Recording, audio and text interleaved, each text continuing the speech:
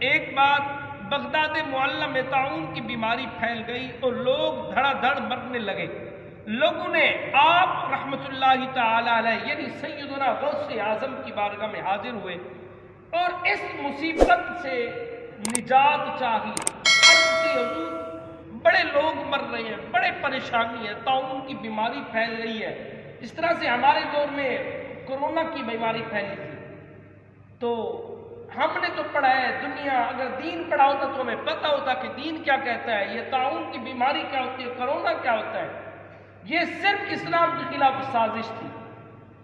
اگر بیماری تھی تو وہ رب کی بارگاہ میں التجا کرنے سے دور ہوتی، نہ کہ ہمیں رب کے گھر سے نکال دیا گیا۔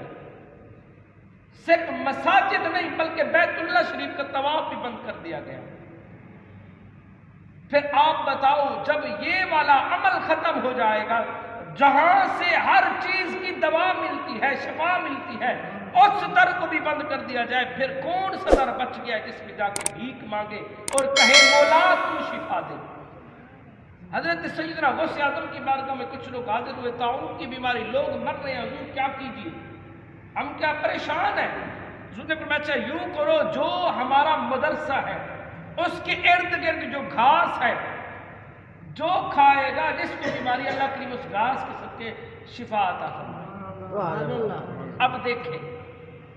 اب دیکھیں گھاس جو مدرسے کے ارد گرد ہے، ولی کا ہاتھ نہیں لگا، دم نہیں کیا، کچھ بھی نہیں کیا، کہا جو اس گھاس کو کھائے گا، کون سا گھاس جو مدرسے کے ارد گرد ہے، اللہ کریم اس گھاس کی برکت سے اس کو شفا عطا فرمائے۔ پھر جب بھی کسی کو یہ بیماری لگتی، سیدنا غوث اعظم کے ساتھ لگے جو ہے گھاس کو کھاتا، جو مدرسے کے ساتھ تھا، اللہ کریم اس کو شفا عطا فرمائے۔ دیکھیں یہ تو گھاس کا کمال ہے، یہ گھاس شفا دے رہا ہے۔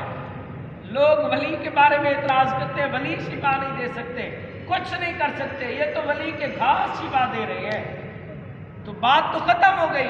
ان نالائقوں کو اتنا سمجھ نہیں آتی کہ نسبت بھی کوئی چیز ہوتی ہے، ہاں صحبت بھی کوئی چیز ہوتی ہے، جس کے ساتھ نسبت ہو جائے چاہے وہ تسلیم کرے نہ کرے، لیکن نسبت بڑی چیز ہوتی ہے۔ یہ قرآن پاک، اس کے اوپر غلیف ہوتا ہے، غلاف۔ ہم کیوں چومتے ہیں؟ ہوتا تو کپڑا ہے، لیکن چومتے کیوں ہے؟